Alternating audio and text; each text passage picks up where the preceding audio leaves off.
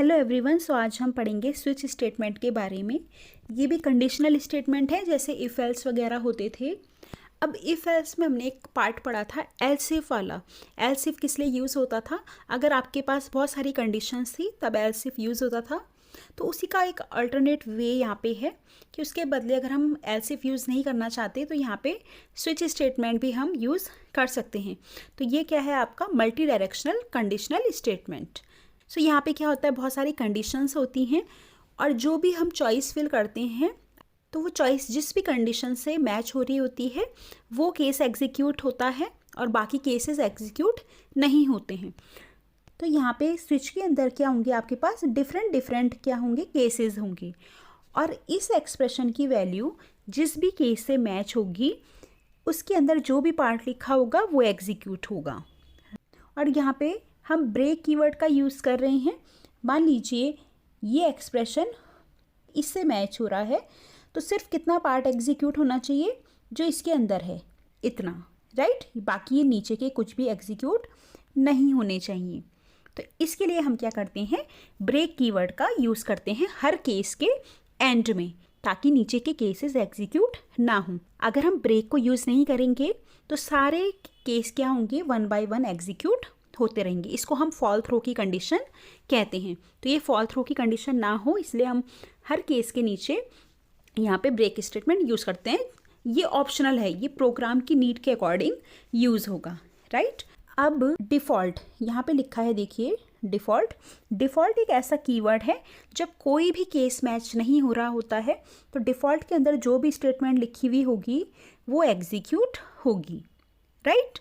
और डिफ़ॉल्ट के नीचे आप ब्रेक लिखिए ना लिखिए कोई फ़र्क नहीं पड़ता, क्योंकि डिफ़ॉल्ट तो हमेशा लास्ट में लिखा जाता है तो उसके बाद तो वैसे भी हम लूप से बाहर आते हैं, तो इसके नीचे आप ब्रेक नहीं भी लिखेंगे तो भी चलेगा। अब देखिए स्विच, केस और डिफ़ॉल्ट आपके सारे कीवर्ड्स हैं। अब जो केस के बाद हमने जो कांस्टेंट लिए थे वो हमेशा क्या होना चाहिए, इंटीजर या फिर कैरेक्टर टाइप। इंटीजर होना चाहिए, फ्लोटिंग नहीं होना चाहिए। ऐसे नहीं होगा कि 2.5 केस 2.5 केस 3.5, तो इस तरह की वैल्यूज़ यहाँ पे नहीं होंगी। और ये वाला पॉइंट क्या है कि किसी भी केस के अंदर बहुत सारे नंबर ऑफ स्टेटमेंट आ सकते हैं और ऐसा भी हो सकता है कि किसी केस के अंदर कोई भी स्टेटमेंट ना हो। और इसके बाद वाले पॉइंट में लिखा है सिंपली जो मैंने अभी आपको समझाया है कि जो स्विच के अंदर जो एक्सप्रेशन होता है वो सारे केसेस से मैच होता है। जो भी केस से वैल्यू मैच हो रही होगी उसके अंदर के स्टेटमेंट एग्जीक्यूट होंगे। अगर किसी से भी मैच नहीं हो रहा तो डिफ़ॉल्ट क्या होता है, एग्जीक्यूट होता है, राइट। अब इसका फ्लो चार्ट हम समझते हैं। तो अगर इसका फ्लो चार्ट हम समझें तो यहाँ पे देखिए सबसे पहले स्विच एक्सप्रेशन। अब क्या होगा, इसके बाद डिफरेंट केस आपके पास लिखे हुए हैं। केस मतलब कंडीशंस हैं वो आपकी। जो भी कंडीशन ट्रू होगी उसके अंदर का ब्लॉक एग्जीक्यूट होगा और फिर ब्रेक स्टेटमेंट। और जैसे ही ब्रेक एग्जीक्यूट होगा तो हम लूप से कहाँ जाएंगे, सीधा बाहर, राइट। तो हर केस के साथ हमने क्या लिखा है, एक एक ब्रेक स्टेटमेंट यहाँ पे दिया है। तो पहले फर्स्ट केस एग्जीक्यूट हुआ, अगर ये फॉल्स होता है तो हम यहाँ पे पहुँचेंगे, अगर ये ट्रू होता है तो इधर जाएंगे, फॉल्स हुआ तो हम इस वाले में जाएंगे, ये ट्रू हुआ तो हम इधर जाएंगे, ये फॉल्स हुआ तो हम कहाँ चले जाएंगे, डिफ़ॉल्ट में। तो जब सारे केस फॉल्स हो जाते हैं तो लास्ट में हम किस में जाते हैं, डिफ़ॉल्ट में। और इसके बाद तो हमें कहाँ आना है, सीधा आउट ऑफ लूप। तो ब्रेक स्टेटमेंट इसलिए लिखे हैं ताकि नीचे के केसेस एग्जीक्यूट ना हो। अगर ये ब्रेक स्टेटमेंट यहाँ पे नहीं लिखे जाएंगे तो सपोज़ ये वाला केस मैच हो रहा है तो इसके बाद केस 2 केस 3 डिफ़ॉल्ट सारी के सारे क्या हो जाएंगे, एग्जीक्यूट हो जाएंगे, इसलिए ब्रेक स्टेटमेंट लिखा है। तो इसको हम एक प्रोग्राम के थ्रू समझते हैं। सबसे पहले हम यहाँ पे कमेंट ऐड कर लेंगे स्विच एग्जाम्पल और उसके बाद इंक्लूड studio.h करके हम प्रोग्राम को कंटिन्यू करेंगे। And we will write here main function and then we will declare int choice. तो चॉइस यहाँ पे क्या होगा आपका, यहाँ पे मैं एक इंटीजर इसे ले रही हूँ, एक इंटीजर वैल्यू हम स्टोर कराएंगे किस में, चॉइस में। और 6 लाइन में यहाँ पे हम लिख रहे हैं printf enter any choice between 1 to 3। तो मैंने आपको बताया था कि स्विच के अंदर क्या होते हैं, कुछ केसेस होते हैं और यूज़र को उन्हीं केसेस में से कोई वैल्यू एंटर करानी होती है, और अगर उससे बाहर वो वैल्यू एंटर कराएगा तो क्या होगा, आपका डिफ़ॉल्ट केस क्या होता है, एग्जीक्यूट होता है।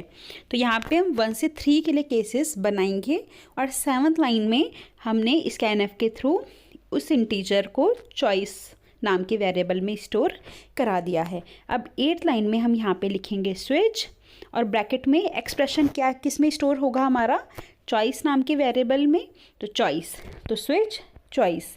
अब यहाँ पे हम लिखेंगे case in small letter, case 1 क्यों लिखा है, क्योंकि चॉइस की जो वैल्यू है वो कैसी है, इंटीजर।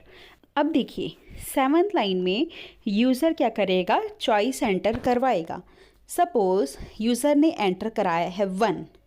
अब 8th लाइन में स्विच चॉइस की वैल्यू क्या बन जाएगी, 1। तो 8th लाइन क्या बन जाएगी, स्विच 1।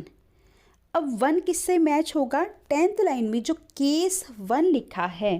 तो यहाँ पे जो 8th लाइन की चॉइस है वो किससे मैच होगी, जो केसेस के साथ हम लिख रहे हैं।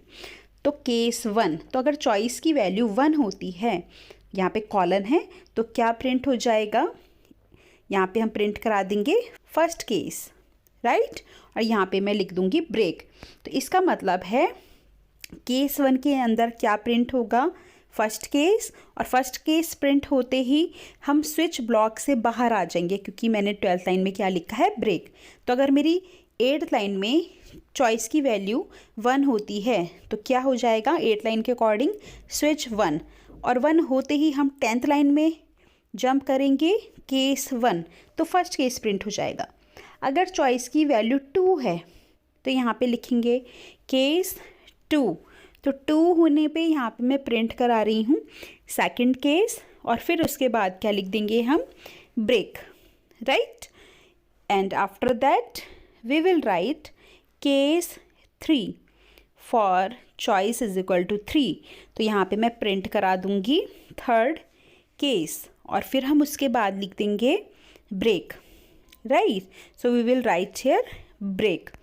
तो अभी तक जितना हमने प्रोग्राम लिखा है, 7th लाइन में यूज़र ने चॉइस की वैल्यू एंटर कर दी है, और 8th लाइन में वो चॉइस पास हो जाएगी स्विच में, राइट। तो 8th लाइन में चॉइस आपकी पास हो रही है। तो 1, 2 और 3 में से कोई भी नंबर अगर यूज़र डालेगा तो ये केसेस से मैच करेगा। अगर चॉइस की वैल्यू 1 है तो 10th लाइन में जंप होगा, चॉइस की वैल्यू 2 है तो 13th लाइन में जंप होगा। तो जिस भी केस से मैच होगा वो केस एग्जीक्यूट हो जाएगा। अब सपोज़ एक ऐसा नंबर डाला जो किसी से मैच नहीं हो रहा, तो उसके लिए हमने लिख दिया 19th लाइन में डिफ़ॉल्ट कीवर्ड। कोई भी केस मैच नहीं हो रहा तो डिफ़ॉल्ट के अंदर जो भी लिखा हुआ होगा वो प्रिंट हो जाएगा। तो प्रिंट एफ, यहाँ पे हम लिख देंगे डिफ़ॉल्ट केस, कि यहाँ पे कोई भी वैल्यू मैच नहीं हो रही है, राइट। अब यहाँ पे मैं लिख रही हूँ ब्रेक। अब डिफ़ॉल्ट में मैंने आपको समझाया था, आप ब्रेक लिखो या ना लिखो से कोई फ़र्क नहीं पड़ता है, क्योंकि आप ऑलरेडी लास्ट में ही हो, तो इसके बाद तो लूप से वैसे भी बाहर ही आना है। अब यहाँ पे मैं प्रिंट करा देती हूँ आउटसाइड स्विच, ताकि हमें पता चल जाए जब प्रोग्राम एग्जीक्यूट होगा कि भाई ये लाइन भी एग्जीक्यूट हुई है। इसके बाद सेव करके कंपाइल और रन करेंगे। सो यहाँ पे मैं एंटर कर रही हूँ 2। तो आप देख सकते हैं जैसे ही चॉइस की वैल्यू 2 हुई है तो स्विच 2 यहाँ पे एग्जीक्यूट होगा, और कौन से केस से मैच हो जाएगा, केस 2, और 2 में हमने क्या प्रिंट कराया था, सेकंड केस। अब उसके बाद ब्रेक एग्जीक्यूट होगा, और उसके बाद हम सीधा कहाँ चले जाएंगे, नीचे आउटसाइड स्विच वाली लाइन पे। अब हम कोई और नंबर यहाँ पे एंटर करा के देखेंगे। सपोज़ मैं यहाँ पे एंटर कराऊंगी 6, राइट। तो अगर हम 6 एंटर करा रहे हैं तो क्या प्रिंट हो रहा है, डिफ़ॉल्ट केस और आउटसाइड स्विच।